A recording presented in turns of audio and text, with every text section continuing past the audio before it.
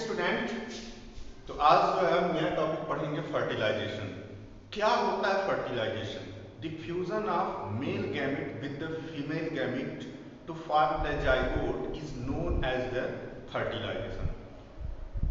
तो फर्टिलाइजेशन समझ गए होंगे, जो मेल गैमेट होता है जब वो फीमेल गैमेट के साथ फ्यूज कर देता है। फ्यूज का मतलब समझ रहे हो ना, जो मेल गैमेट का कंटेंट है और फीमेल गैमेट का कंटेंट है, दोनों का इंटरमिक्स हो जाता है और एक स्ट्रक्चर बनता है जिसको हम बोलते हैं जाइगोट। क्या बोलते हैं? जाइगोट बोलते हैं। और ह्यूमन बींग्स में जो फर्टिलाइजेशन होता है वो इंटरनल होता है। Human inside the body of female, inside the body of female. अभी देखिए फर्टिलाइजेशन कैसे होता है। जैसे जब मेल और फीमेल इंटरकोर्स करते हैं, तो इंटरकोर्स करने के बाद जो मेल होता है अपने बॉडी से थ्रू द पेनिस फीमेल के बॉडी में स्पर्म को रिलीज करता है in the form of semen, in the form of semen. आपको पता है जब मेल अपने पेनिस से एक बार में जितना स्पर्म डिस्चार्ज करता है, नियर अबाउट 2 मिलियन होते हैं, 2 to 3 मिलियन भी हो सकते हैं। समझ रहे हो ना, 2 to 3 मिलियन हो सकते हैं। तो मान लो ये विजाइना है, विजाइना में पेनिस इंटर हुआ, उसके बाद पेनिस के थ्रू ये स्पर्म डिस्चार्ज हुआ। अब ये स्पर्म जो है विजाइना से होते हुए सर्विक्स में आया और सर्विक्स को पास करते हुए कहाँ पे पहुंच आया? यूटेरस में। ये स्पर्म है, मैं यहाँ बना दे रहा हूँ, ये बहुत सारे स्पर्म हैं, ठीक है। अब यहाँ पे देखो कि इतने सारे स्पर्म, ये थोड़ा सा मैं इसको और हाँ ठीक है, ये इतने ये स्पर्म है, ठीक है। अब ये स्पर्म विजाइना में स्पर्म डिस्चार्ज हुआ, उसके बाद सर्विक्स में आया, सर्विक्स से होते हुए यूटेरस में आ गया। अब यूटेरस से आते हुए, लेकिन ये 2 से 3 मिलियन स्पर्म में तुम सोचो, सिर्फ और सिर्फ एक स्पर्म जो होगा वो फ्यूज करेगा। सोचो, अब 2 मिलियन मान लो स्पर्म डिस्चार्ज हुआ, 2 मिलियन में से सिर्फ एक ही स्पर्म जो सबसे स्ट्रांग होगा, जो सबसे ताकतवर होगा, जो सबसे पहले एग के पास पहुंचेगा, वही एग के साथ फ्यूजन करेगा। तो मान लो अब इतने सारे स्पर्म है, यहाँ यहाँ यहाँ सब स्पर्म है, ठीक है। लेकिन अब एग कहाँ है? एग ये ओवरी है, ओवरी से निकलता है एग। तो एग के ओवरी से एग के निकलने के प्रोसेस को बोलते हैं ओव्यूलेशन, ओव्यूलेशन, ठीक है। ये ओवरी है, ओवरी से एग निकला तो उस प्रोसेस को क्या बोले? ओव्यूलेशन। अब एग निकलने के बाद ये किसमें आ जाएगा? फैलोपियन ट्यूब के इस लोअर वाले पार्ट में, जिसको बोलते हैं फनल ऑफ ओविडक्ट। अब ये एग आ गया इसमें, किसमें? फैलोपियन ट्यूब में। अब ये एग जो होता है ये आगे की तरफ मूव करता है और मूव करते हुए आ जाता है यहाँ पे। अब यहाँ पे ये जान लो तुम्हारे जानकारी के लिए कि जो फर्टिलाइजेशन होता है वो फैलोपियन ट्यूब के बीच में होता है।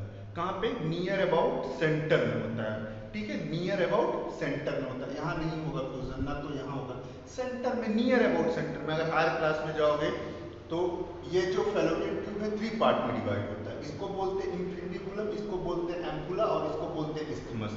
तो ये इस्थमस और एम्पुला का जो जैक्सन होता है, यहाँ मान लो ये वाला पार्ट इस्थमस है, ये एम्पुला है, ये इन्फिंडिबुलम।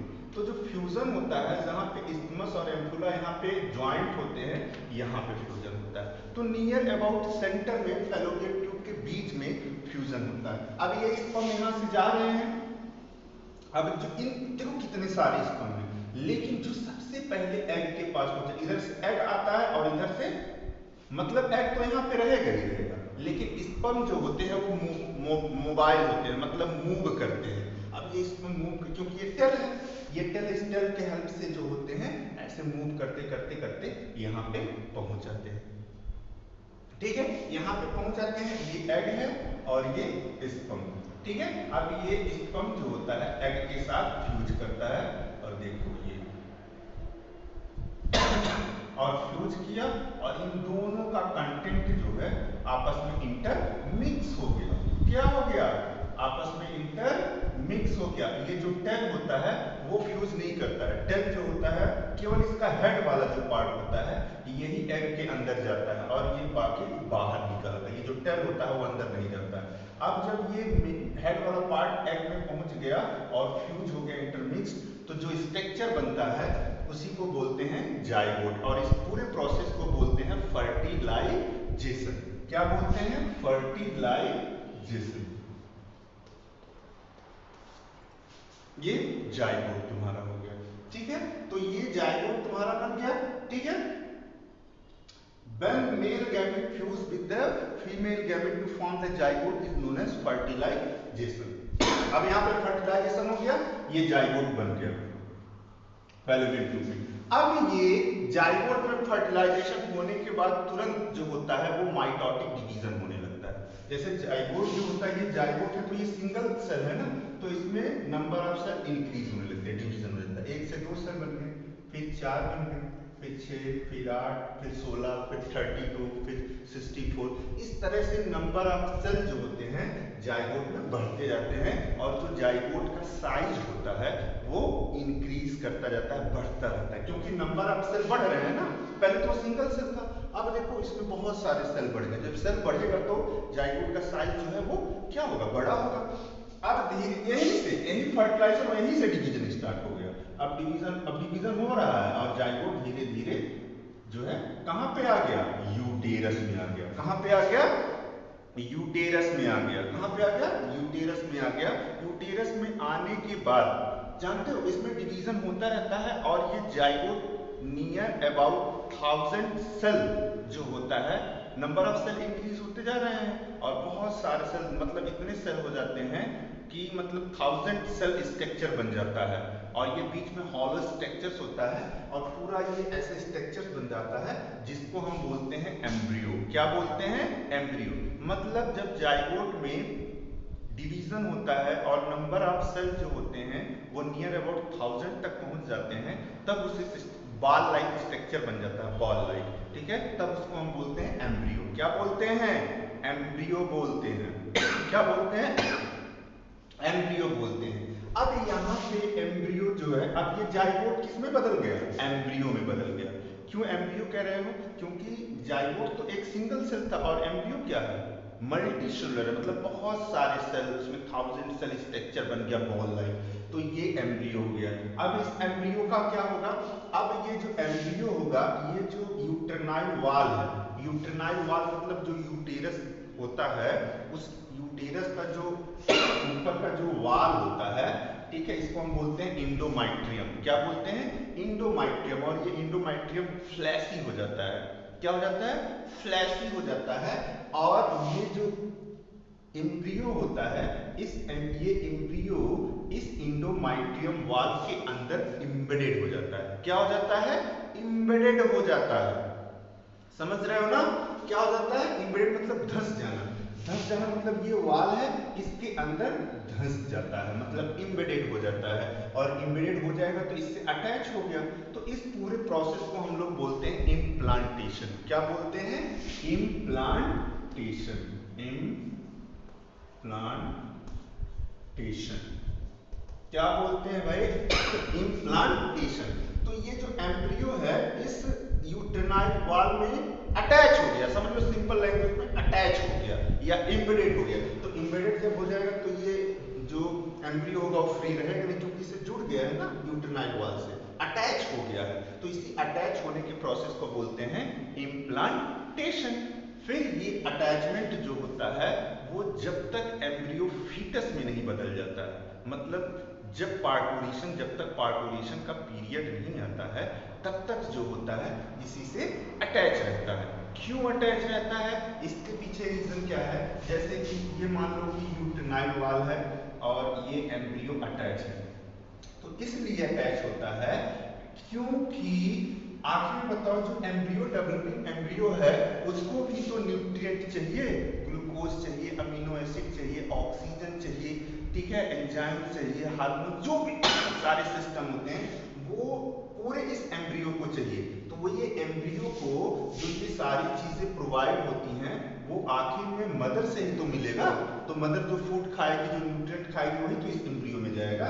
तो ये जो होता है ये यूटेनाइल वॉल से अटैच हो जाता है, ठीक है। और अटैच जो होता है तो क्या करने के लिए, to provide the nutrition, to provide the nutrition. और इन दोनों के बीच में मदर यूटेनाइल वॉल और एम्ब्रियो के बीच में एक स्ट्रक्चर बनता है जिसको हम बोलते हैं प्लेसेंटा। क्या बोलते हैं, प्लेसेंटा। क्या बोलते हैं, प्लेसेंटा। प्लेसेंटा समझ लो एक स्ट्रक्चर होता है जिसके थ्रू मदर के यूटेनाइल वॉल से एम्ब्रियो के अंदर न्यूट्रिशन जो होता है वो पहुंचाया जाता है, ठीक है। जैसे एक सिंपल हम फिगर बना के समझाना चाह रहे हैं, ये यूटेनाइल वॉल है और ये एम्ब्रियो है। तो ये जो ये बन रहा है, आखिर में इसी रास्ते से तो इस एम्ब्रियो में फूड वगैरह आएंगे, ग्लूकोज आएगा, हार्मोन्स आएगा, एंजाइम्स आएगा, कार्बन डाइऑक्साइड, ऑक्सीजन आएगा। और इसमें एम्ब्रियो में जो वेस्ट मटेरियल बन रहे हैं जैसे कार्बन डाइऑक्साइड हो गया, वाटर हो गया, ठीक है, और भी बहुत सारे वेस्ट मटेरियल, तो इसी में रहेंगे तो फिर प्रॉब्लम हो जाएगी। तो ये वेस्ट मटेरियल इसी प्लेसेंटा के थ्रू जो होते हैं वो फीमेल बॉडी के अंदर जाते हैं, और फीमेल बॉडी जो होती है वो by the process of excretion जो होता है अपने बॉडी से बाहर निकाल देती है। तो ये जो प्लेसेंटा होता है एक्चुअल में ये क्या करता है, ये न्यूट्रिशन को कैरी करता है और इसी के रास्ते जो होता है न्यूट्रिशन आता है एम्ब्रियो के अंदर। लेकिन ये जो एम्ब्रियो है, ये एम्ब्रियो जो है ये प्लेसेंटा से जुड़ा होता है, एक स्पेशल स्ट्रक्चर होता है जिसको बोलते हैं अम्बिलिकल कार्ड। क्या बोलते हैं, अम्बिलिकल। जैसे ये एम्ब्रियो है और ये प्लेसेंटा है, ठीक। तो ये प्लेसेंटा है, ये यूटेनाइल वॉल है। तो ये जो प्लेसेंटा है ये एम्ब्रियो से जिससे जुड़ा होता है इस स्ट्रक्चर से, उसको बोलते हैं अम्बिलिकल कार्ड। क्या बोलते हैं, अम्बिलिकल कार्ड बोलते हैं। क्या बोलते हैं, अम्बिलिकल कार्ड। तो ये प्लेसेंटा जो होता है ये मदर वॉल से जुड़ा, उसके बाद एम्ब्रियो से जुड़ने से पहले वो एक और स्ट्रक्चर से जुड़ता है जिसको बोलते हैं अम्बिलिकल कार्ड। क्या बोलते हैं, अम्बिलिकल कार्ड, ठीक है। तो प्लेसेंटा के बारे में समझ गए, प्लेसेंटा क्या काम करता है, ठीक है, न्यूट्रिशन प्रोवाइड करता है। फिर वो जो होता है जब तक बेबी पूरी तरह से डेवलप नहीं हो जाता है तब तक वो बेबी को न्यूट्रिशन प्रोवाइड करता रहता है और बेबी का ग्रोथ और डेवलपमेंट होता रहता है, ठीक है। तो उसके बाद एम्ब्रियो के बाद जो ये स्ट्रक्चर एम्ब्रियो कन्वर्ट होता है नेक्स्ट स्ट्रक्चर में, उसको हम बोलते हैं फीटस। क्या बोलते हैं, फीटस। मतलब फीटस हम उसको कहेंगे जब बेबी में बॉडी ऑर्गन्स इमर्ज हो, मर्ज हो। जैसे कान बनना स्टार्ट हो गया, नाक बनना स्टार्ट हो गया, पैर बनना, हाथ बनना, आंख बनना, हेड बनना, ये सब स्टार्ट जब इमर्ज दिखने लगे कि हाँ कान बन गया है, नाक बन गया है, तो इस जब ये पूरा एम्ब्रियो इस टाइप का स्ट्रक्चर बन जाता है तो उसी को हम बोलते हैं फीटस। क्या बोलते हैं, फीटस। तो एम्ब्रियो में जब ऑर्गन्स इमर्ज होने लगते हैं, दिखने लगते हैं, ठीक है, ईयर बनना, लेग बनना, हेड बनना, तो उस स्ट्रक्चर को बोलते हैं फीटस। अब ये फीटस पूरी तरह से जब तक पूरा बॉडी का डेवलपमेंट हो जाए, पूरी तरह से हेड डेवलप हो जाए, हाथ बन जाए, पैर बन जाए, रिप्रोडक्टिव पार्ट डेवलप हो जाए, तो इसी के अंदर वो डेवलप होता रहता है। तो जब तक बेबी फीमेल यूटेरस के अंदर रहता है तब तक के पीरियड को बोलते हैं गैस्टेशन पीरियड। क्या बोलते हैं, गैस्टेशन पीरियड बोलते हैं। मतलब ये एम्ब्रियो अटैच है ना, जब तक ये बेबी बाहर आने के लिए तैयार नहीं होगा, ठीक है, तब तक वो डेवलप उसके फीमेल के यूटेरस के अंदर डेवलप होगा, तो उसको बोलते हैं गैस्टेशन पीरियड। तो फीमेल में generally gestation period 7 to 9 month होता है। कितना होता है, 7 to 9 मंथ, जनरली 9 मंथ माना जाता है। 9 मंथ जो होता है गैस्टेशन, 9 मंथ जो बेबी होता है वो फीमेल यूटेरस के अंदर, जिस दिन से फर्टिलाइजेशन हुआ और जिस दिन बाहर, जब तक वो बेबी बाहर नहीं निकल रहा उसके पूरे टाइम को बोलते हैं गैस्टेशन पीरियड, ठीक है। तो गैस्टेशन पीरियड आप लोग जानते हो 9 मंथ होता है, कभी कभी फीमेल में 7 मंथ में ही प्रोड्यूस हो जाता है, ठीक है। तो ये पूरा तुम्हारा फर्टिलाइजेशन था, डेवलपमेंट ऑफ एम्ब्रियो मैंने बता दिया, ठीक है। सारी चीजें क्लियर हो गई यहाँ पे। अगर कोई कंफ्यूजन होगा तो पूछ लेना।